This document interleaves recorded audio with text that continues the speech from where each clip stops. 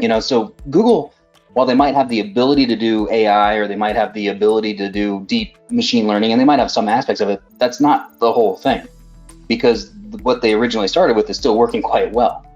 So it's a matter of, like, when they do these updates, they're trying to get this stuff on the outside. So the biggest thing that I like to tell people is don't overthink it. Don't overthink what you think Google can or can't do. At the end of the day, keep in mind that Google can't read. We prove this constantly.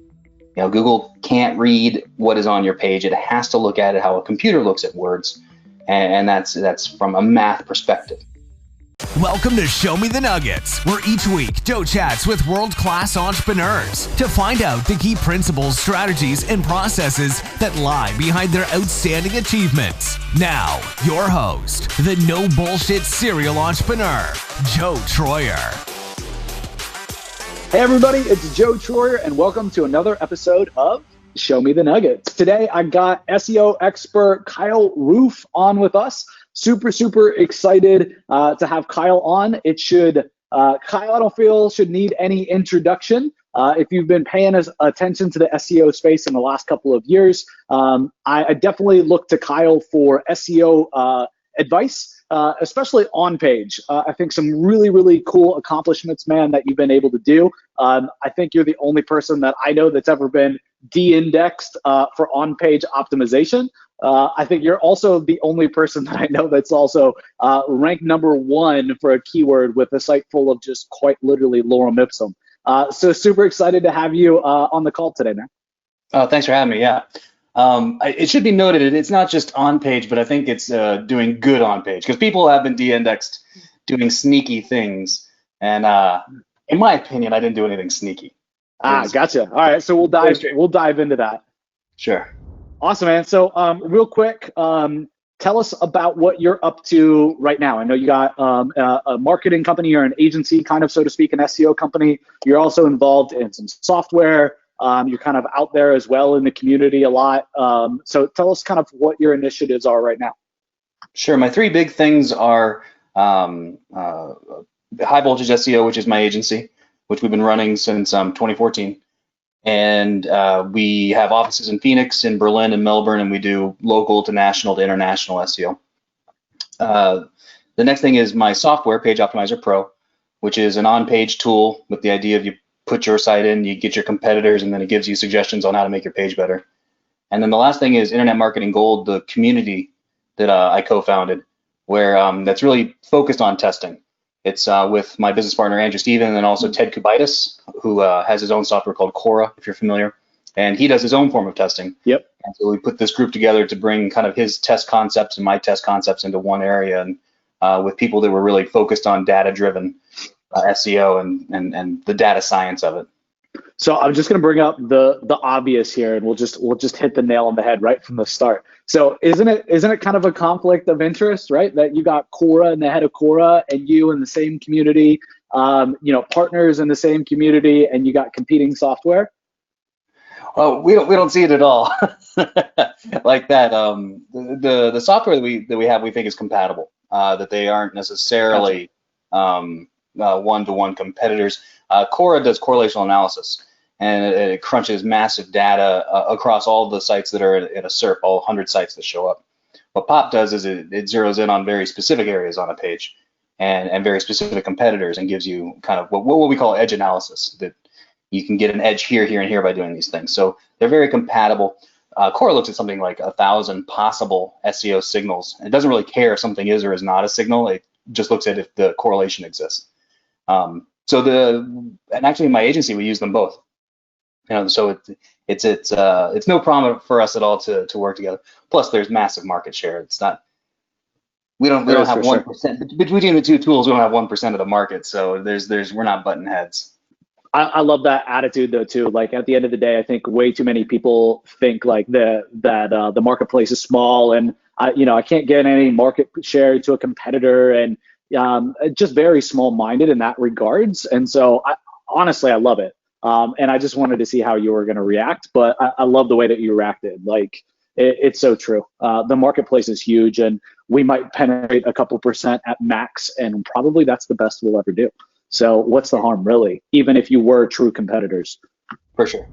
Awesome, man. So tell us a little bit of your background now that you told us what you're up to. Let's dive back. Like, how'd you get into this world of SEO and digital marketing as we know it?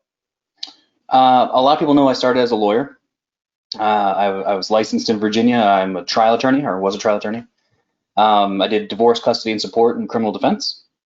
Got really burnt out and decided to take a year off. And that 1 year, what I ended up doing was moving to South Korea.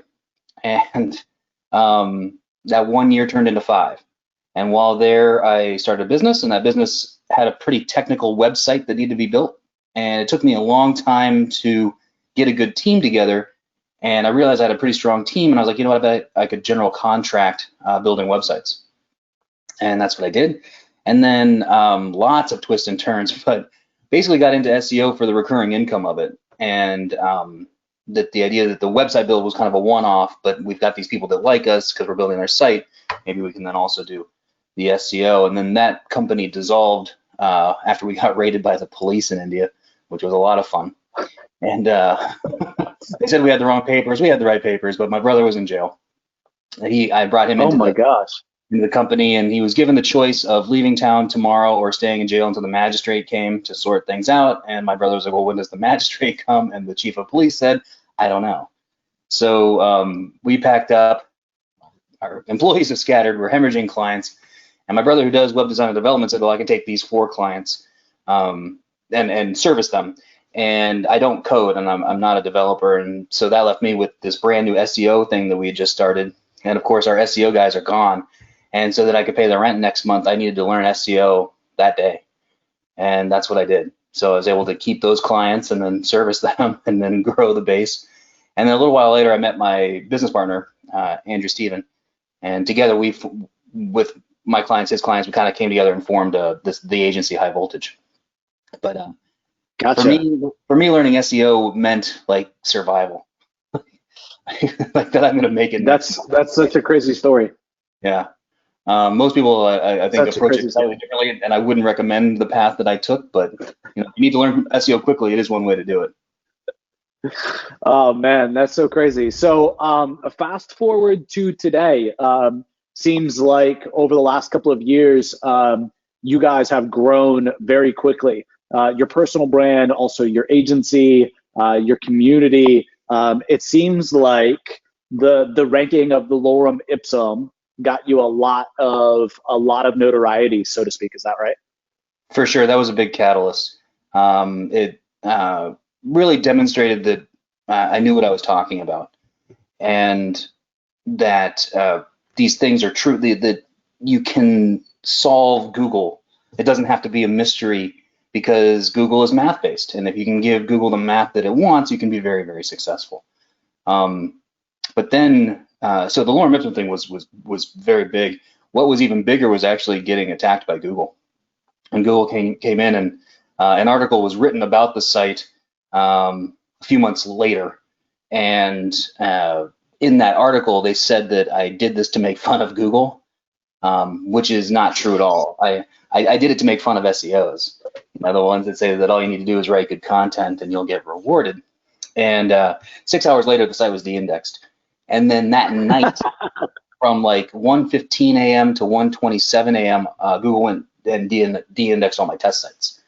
And these sites had no connection to the contest site. They were completely separate. They're on different servers, different hosting, et cetera, et cetera, et cetera. And some of them did link to each other a little bit, but they were pretty much independent sites. Google took them down. And so what I did is I did a reconsideration request on one of them, and I said, this is a site that's written in lorem ipsum, this test site. It's not going after any keywords that anybody else is optimizing for or bidding for in AdWords. It cannot be spam, because that's what they said. It was major spam.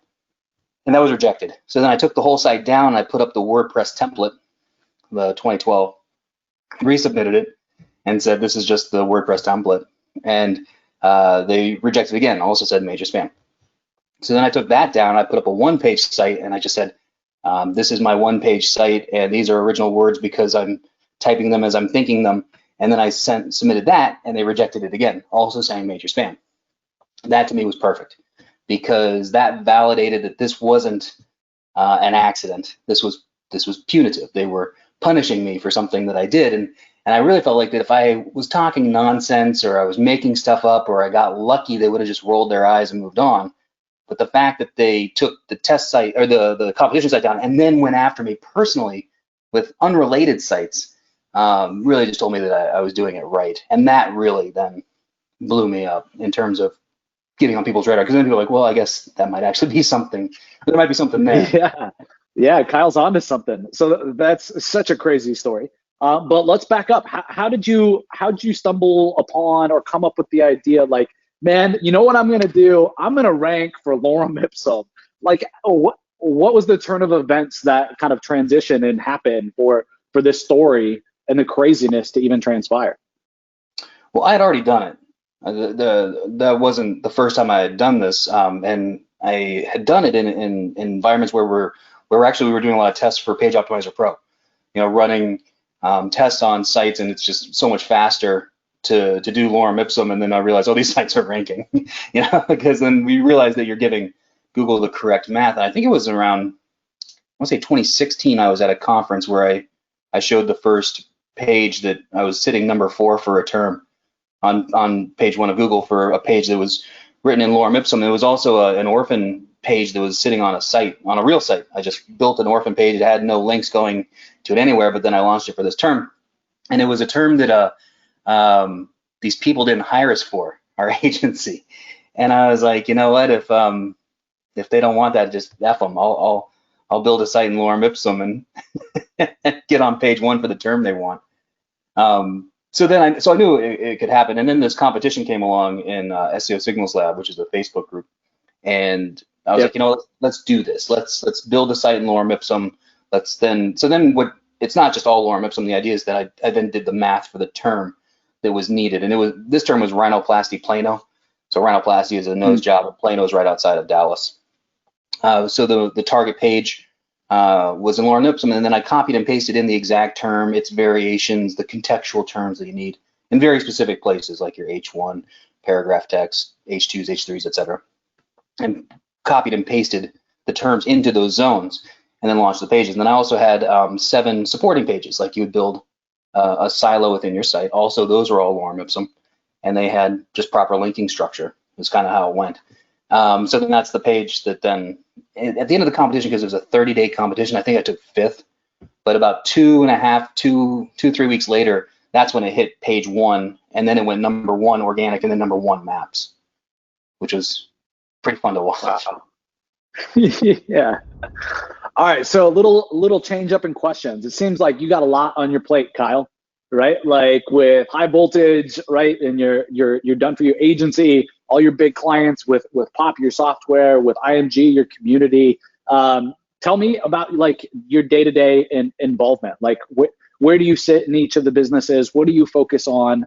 And what do you like? What do you maybe not like as the entrepreneur you are today? Well, I have to say one of the most fortuitous things that has happened to me is meet my business partner, Andy, because he is a systems guy. And he goes in and is able to build an infrastructure. And so in order to have all these things, we have teams that are extremely supportive. On the agency side of things, I've really pulled myself out of the day-to-day, and I'm on the strategy sessions. So when we're talking about, okay, the client's needs are these, this is where we need to get to, these are the thoughts. And then we have account managers and we have regional managers as well that oversee a lot of that process. So then I come in on okay, let's take care of this, and this. This is a good idea. Run this and this and this by the client, that sort of thing. So I'm on those strategy sessions, but I'm really not in the day-to-day communication, and that frees up a ton of time. Because when you're running an agency, that communication, the back and forth takes all your day. So I'm not involved in that, but I am involved in the strategy. A lot of my work is in Pop, where we're still in rapid development, where we're trying to crank out features. And so each morning I'm kind of overseeing like where we are with those things. Are there support tickets? Is something broken? That kind of thing. So I'm really involved in kind of the more day-to-day operations of that so that I can oversee that development. And then the last part is content creation, which is like where IMG comes in, the shows that we do for that, or shows like this, doing YouTube shows, podcasts, hey, we need a little blurb for a write-up or a roundup type thing. Something I didn't realize becoming an SEO is how much writing I would have to do. I write a lot. Yeah, I write for a sure. So a good part of my day, it's not uncommon where I'm on a show or I'm doing some writing for something, or I'm creating a video or some of my own content. So I'm writing a script or something like that, or kind of blocking it out. So that's kind of my day to day. It's a weird job. It's really bizarre. Yeah, it's so funny. It makes so much sense, though. It seems like everything's really synergistic, though, for you, Kyle, right? So in the agency, you're working on strategy and higher level concepts. At Pop, then you're almost, forgive me for simplifying it, but you're almost taking a lot of those concepts and building them into the software, right? That's So you're exactly able to right. kind of reuse those, and then you're then doing content creation, talking about those other two things, and so 100% you have major leverage on the topics that you talk about because they span across kind of your three entities, so to speak. No, that's exactly correct. And that wasn't an accident. I mean, that's definitely what, as we were trying to grow things, that's exactly what I was trying to do so that I could like leverage what I'm best at, and so I can take those things and, I think connecting the dots is one of the things that I think I do very well. Okay, this happened and then that happened. What are the steps in between? How can we get there? And that's a lot of what I do. So that's the strategy sessions with the clients. That's figuring out how we can take that stuff, put into Pop, and then that's explaining things, to my audience or getting on that. That's really my whole day is really just doing that. That's awesome. So when people say like to me or they say to you, like, how do you do so much, Kyle? Like you're doing all this stuff. It's really just that we've gotten better at leverage, or we really planned it out more than like we're doing all of this stuff. Yeah, and you have to have a team behind you. I mean, you can't be a solo operator and set these things up because, like to set up this podcast that we're doing right now. There are a lot of emails that go back and forth. You have to have your team that can do the outreach, can help with the booking, help facilitate the research and all that. And there's a ton that goes into that. But then you also had to train somebody to do that. You had to find the right person to do it, and that's a skill. To be able to get somebody that you can say, okay, I need you to do this, this, and this, and then they can actually go do it and execute it. Yeah, it took about 6 months for us to build the process before we actually ever even launched the podcast, because I said, I'm not going to do it if I don't have a process. And I was very clear with my team, like, I want to do it, but here it is. Like, I want to hang out with cool people like Kyle, right? I want to pick their brains because I want to pick it anyway. I'm going to let my community like be a fly on the wall and get like the nuggets and see it happen. But all I want to do is ask my guests who I should have on, or be able to tell somebody, here's who I like really want to chat with or pick their brain. And like, I just will show up and that's it. Like, I can't be involved in anything else or it'll break, right? Like, I won't be able to get it done. I don't have the bandwidth. And it took us 6 months, but then we got there. And that's how it is today. But it took, nobody saw the 6 months before, they just saw the after. Like, Joe, how do you put out a show every week? And it's like, because I took 6 months to build the show. That's 100% right. The other thing you'll find too is that if you train somebody well and they're the right person for the job, they'll end up doing it better than you could, because then they're focused on that particular task much more intensely than you ever would be. So in the end, you train them right, they end up doing it better. 100% agree. All right, man. So let's change the interview up a little bit, man. Let's talk about testing. Like, you're obviously widely known as an SEO ninja, right? And breaking down tests and what's working. Talk about what's working now. Like, what's the 80-20 of SEO and the marketplace right now? And don't give me, and I know you won't, but for our audience, like, Kyle's not going to give us any of the bullshit that we get from so many other SEOs, right? Because he's testing this stuff. He's going to tell us what's working, what's not. Like, what are your priorities right now? Like, what are the big important things that you're like, man, like, we got to get in Pop, or our users are just crushing it with these features inside of Pop? What's the 80-20 right now, man? Well, the thing that I think is important for people to understand is that when Google does updates, and we just had the May update not that long ago, they're not going after the core of Google. When you think of a bell curve, there's, that 70 to 80% in the middle, and then there's maybe like 10 or 15% on each side. That's the part that they're going after, where people are really trying to game something. But it is too cost prohibitive to change how Google actually works in the main sense. They can't do it. And also, who's complaining about Google results? Very few people, SEOs. But like the general populace that is using Google is pretty happy with it. Otherwise, they would be using something else, and they're not. So clearly, the results are good.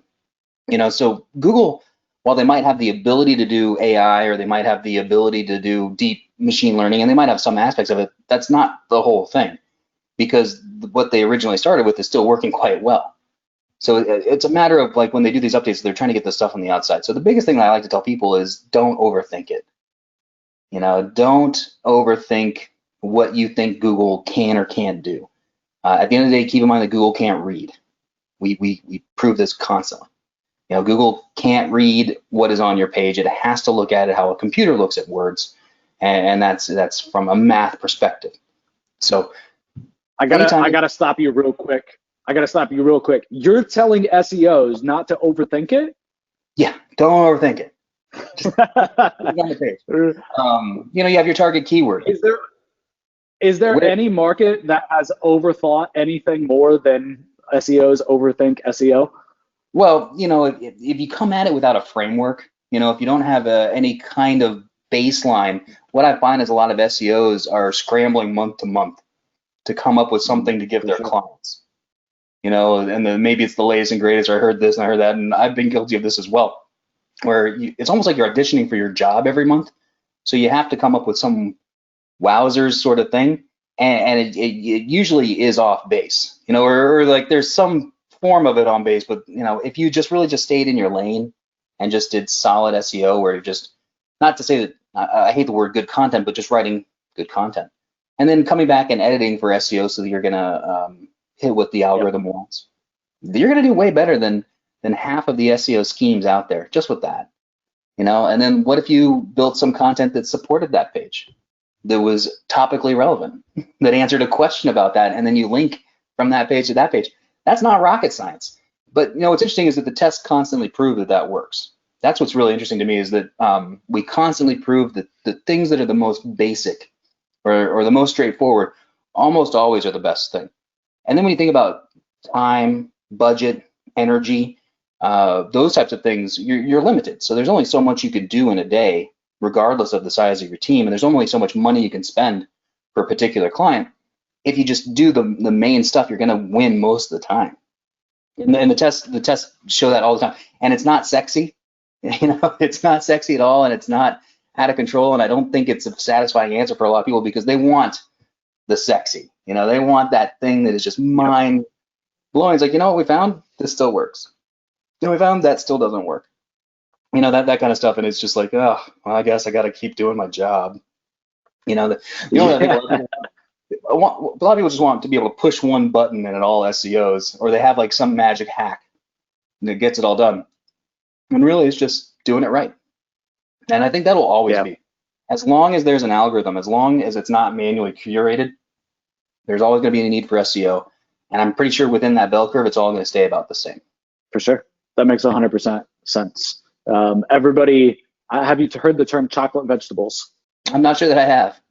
All right, so everybody wants the chocolate, right? Nobody wants to eat the vegetables, right? But what everybody really needs is the vegetables, right? Or you could say like the fundamentals, right, are the most important, but nobody wants to learn the fundamentals, right? Yeah. They want to learn the Stephen Curry 3-point shot, not the shot that's, a foot from the basket.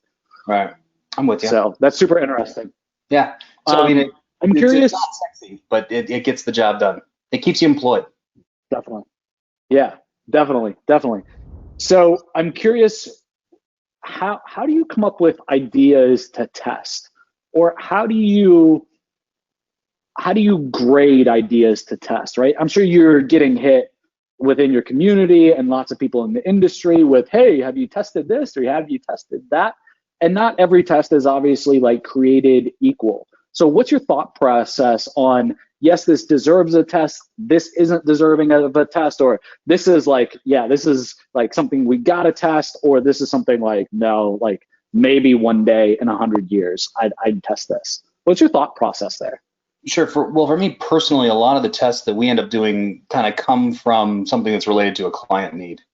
That a client has this particular question, or there's this particular issue, or hey, this came up in a meeting from one of the account managers, and then that is an impetus to do that kind of work, because then we can actually come up with a real answer. And that's something that we pitch, when we're trying to acquire clients. Like, we can find answers, and not everybody has all the answers, and not everybody knows everything about what's going on, but we have a pretty good way to figure it out if we need to.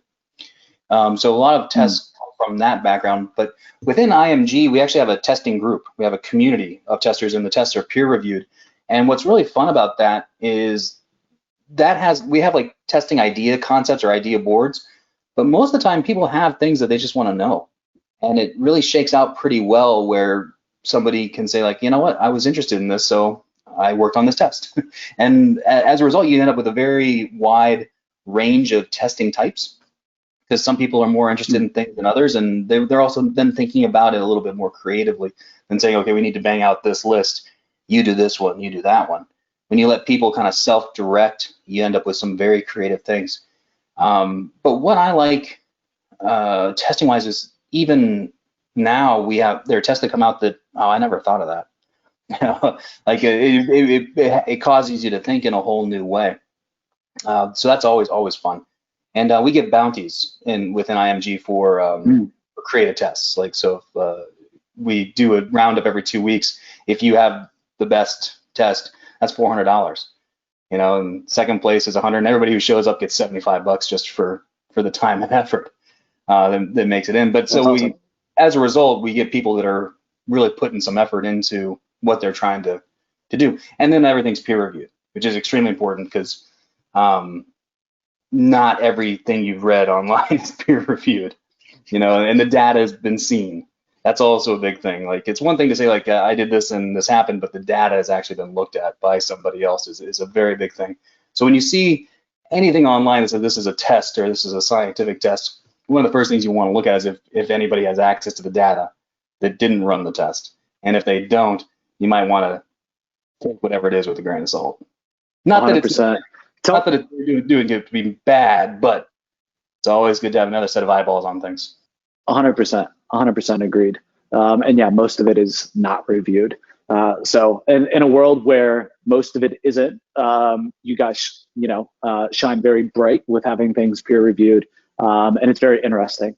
So that's really cool. I love the bounty system too, and how you guys are peer reviewing it and letting the community kind of bring up ideas, right? And then test them. I'm curious, can you give us an example of something that's come from the community, of maybe a prize or a bounty that you've awarded that you thought like is crazy, or just like I would have never have thought of, or just something surprising to you? So we have a tester who's looking at how Google crawls a page. And so he put 1,000 links on a page and was interested to see if Google would crawl them all and if all the pages would index on the other side. And they did, which was amazing. But what was really cool was that Google does not crawl the links in order. Google will crawl a little bit here, and then a little bit down there, and then a little bit over there. And it takes several crawls for it all to happen, but it can all happen within, I think it happened within 48 hours was the total crawl. So, and there were 6 different IPs. That means there's 6 different bots coming to the page. And that's all pretty cool stuff. Now we had this major update, and if you do a lot of SEO, you realize that pages stop indexing when there's a major update, because they slow down the index rate, I think, to do the update and then catch up on the back end. And in the same type of test during an update, it took 14 days for that testing to happen. So you can see that there's a real difference between normal crawling, which is maybe a day or so, and then update crawling can be up to 2 weeks. So if you're trying to launch something in the middle of an update and you're like, well, why am I not getting any traction? There's a good chance that it's just in the queue and it'll be there for a long time. And so those are fun kind of tests, then, because that's kind of abstract and like, okay, Google crawls the page in a weird way. That's kind of fun to see. But a practical application of that is, hey, an update's going on and you're telling the client, like, maybe we should hang off for a minute, or giving the client reasonable expectations, because normally things index immediately and they're up and we can see them on page 4 as soon as we launch it. And for some reason that's not happening. It's not because you did anything wrong. It's because you're in the middle of an update. and now you can give better expectations to your client about what's going on with the page. So that kind of stuff I really enjoy. I love that. I haven't thought about using updates as a communication mechanism with your clients, right? Like with one of my companies, Invisible PPC, we have a roadmap when a client onboards through the first 6 months. Like, here's how we set expectations. Here's what you should expect. Like a drip out through that whole time, based upon years of experience, so that the client really understands what's happening. We educate them. We bring them up to speed. They feel better about everything. And it's taken a lot of load off of us being able to do that. Sure. I love in SEO, you could almost layer on, you could do that same thing, but you could then layer over, some updates based upon what's happening with Google and their updates. Sure. And hey, just heads up, here's what we're seeing. I love that. That's a great idea. And the other thing that we're working on as well is, and Ted Kabitis has invented this, it's an update early warning system. And so we got pinged on the CORA update, I think it was 2 weeks before it actually started to roll out, or Google announced that they have. And so we got a 2-week edge on, hey, something big is happening, let your clients know. If you're really dependent upon traffic from new pages, maybe shift that budget to PPC in the meantime. Yep. Like those kind of things where you can take some action steps to watch what you're doing. The thing too is it starts to mess with rank trackers, which is interesting. So all of a sudden it'll look like all your pages tanked, and your clients freak out. That's the phone call. You can tell them, hey, calm down. You can tell them ahead of time. You're going to see some weird rankings right now as this update is rolling on. Don't worry. This is very normal. This happens over the next couple weeks, and then you don't have to make up some weird explanation as to why the site tanked. It was just the rank tracker got messed up because Google changed how they format their pages and stuff like that. Yep, that makes perfect sense. That's why, all the rank trackers and like SEMrush have the volatility checks. That makes sense. Makes perfect sense. I'm curious, out of all the SEO myths out there, all the big things SEOs are believing, either like long-time myths or maybe just short-term myths that people have been spewing over the last couple of months. I'm curious, what do you think is a big myth that's absolutely not true? Where you're like, man, somebody comes in the community, they're super fresh, right? Like, what's the number one thing you're like, that doesn't exist? Like, what do you see is happening rapidly or rampantly in the marketplace, and you're just like, man, I wish I could shake people. Like, this just isn't true. Like, stop focusing on this. Kind of back to a little bit what we were talking about earlier, but just that this update changed everything. Everyone will say that. They're like, this update changed it all. And if you don't buy my thing, you're never going to know what it was. And that's just simply not true. After I did the lorem ipsum competition, and then the site was taken down, I got a lot of flack about it. I got a lot of hate mail about it, actually. But people were saying you couldn't do it again. With all the updates, and that time Medic was rolling out, and so things looking at sites and their trustworthiness, authoritativeness. A lorem ipsum site has no expertise, trustworthiness, or authoritativeness. So you couldn't do these things again. They just wouldn't happen. All these different updates. Google, there might even be a lorem ipsum filter now. People are saying that, and also that the site would have been found anyway. Maybe the article got there faster, but Google would have found it. So what I did on this last speaking circuit in 2019 is I ranked a page in lorem ipsum in every city that I spoke in. And I presented that during my presentation. And that, this was, what was really hilarious is that I'm sitting in Milan, and I just gave a presentation about how, this still works, because these principles are still solid. And I'm sitting in Milan, and my Milan page is sitting at number 1 in Google. And I guess the person right before me had something about BART. That update had just rolled, or was maybe 2 weeks old. And I said, with the BART update, has that changed everything? Because the guy just gave a presentation about how it's changed everything. I was like, I really feel like you weren't listening to my talk. Like, no, nothing has changed. It's still ranking. That's a screenshot from today, or from last night. It's still there. But the thing that was really funny is I've got a page in Garden Grove, which is in Los Angeles. It's right next to where Disney is, and that's where I was speaking at a conference there. And the one thing that did change after the last update was that I went from ranking #1 to ranking #1 and #2. So like that was the big change from the update, is my site is breeding and taking up more space. And, that was the big update. So those are the things that kind of annoy me the most. But that was a lot of fun to redo the original experiment in all the different cities, just to show people like this still works.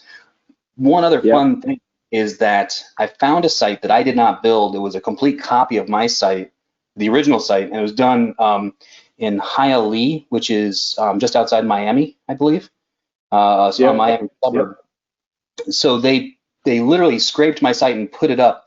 And so I think it's been up since around September, October of 2018, because when the site went down, I then also took the site down. And you can see that the images are broken.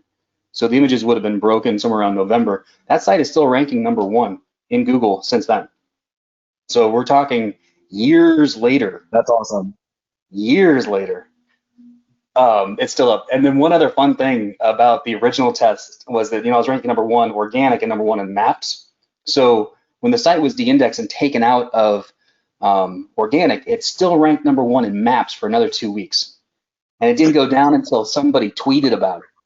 And then later that day, it fell out of maps. So that means those things are so completely separate, especially when it comes to when they de-index the site, which really blew my mind.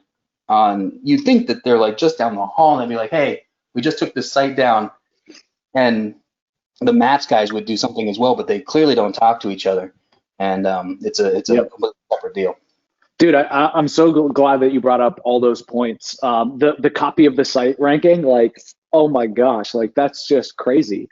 And proves your theory. And then what you just said about maps and organic being separate. I've had multiple sites that have gotten slapped by Google, but continued to rank in maps and never get slapped.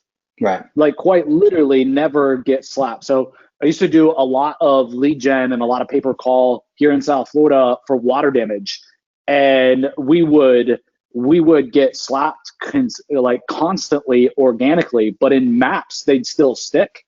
And even to this day, we've got listings that have been around, and like for no purpose should they be ranking. Like the sites are like 404ing errors, like have been hit with so many penalties, and for some reason the maps algorithm like is not talking to organic at all. And like there's no on page, and like it's just honestly it's shit, and it's still ranking, and it's like what is happening? So I'm glad that you brought that up and you see that, because you can even see in maps like sites will rank that don't even have a website. Like they'll have a listing, and I'm like, this place doesn't even have a website, and they're outranking me somehow. And so you learn pretty quickly that maps is a whole other animal. Yeah, completely different animal. So awesome, man. Those are great stories. Some cool takeaways too. I love preaching back the fundamentals, and to keep the main thing. There's always going to be new tests and things that come out that you can try and you can use, but keep it to the fundamentals, right? Is a big takeaway from this interview, which I love. That is my marketing message to so many agencies, is like, stop getting so distracted. Like, please, for the love of God. So I'm curious, in your mind, like what are those core fundamentals? And what I mean is like, what's the best advice that you would give somebody who's just starting their SEO journey, right? If like your nephew, your cousin, or somebody was just coming into the industry, you'd have a little sit down with them and be like, I don't care what anybody else says, right? Like, Junior, just learn A, B, and C, right? Like, what would those things, be? So when people come to me in those situations, I always tell them, build a site. Put up a site, put it up about something you like, something that you're interested in, and then think about how you would get that site ranking, and build small goals for yourself off of that site. Let's get this site ranking for 100 keywords. It doesn't matter where, and you can see that in Search Console. Then let's get 10 people a month to this site. Then let's make that 100. And then let's do different call to action goals. Like maybe somebody can fill out a form for us, And so if you start doing those little goals, then you can start to see how SEO and not just SEO, but other things that are intertwined with SEO, how they come into play to get somebody to do something that you want them to do. So to get them to the place and then have them do something is really the goal of search engine optimization and digital marketing in general. So then you can start to do that. The reason I would do it on something that I cared about, or at least liked a little bit, is because you realize very quickly that building a website is writing a book. And if you don't want to write about this topic, it's really going to be difficult. And content is expensive, and you're probably at a point where you don't want to pay for content. But then the other thing that I would really impress upon people is that the secret is hiding in plain sight. Google shows you what it likes.